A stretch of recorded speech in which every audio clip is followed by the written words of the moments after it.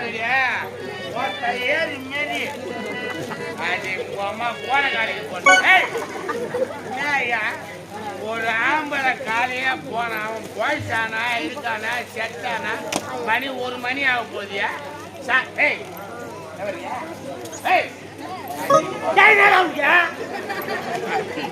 பயப்படாது, நான் தப்பா நினைக்காது. அவன் போடா வாடான்னு கூப்பிடுறான், என்னை விட 3 வயசு பெரியவா அரும்பு. அது ஏதாவது வாடா போடான்னு கூப்பிடுறான், தப்பா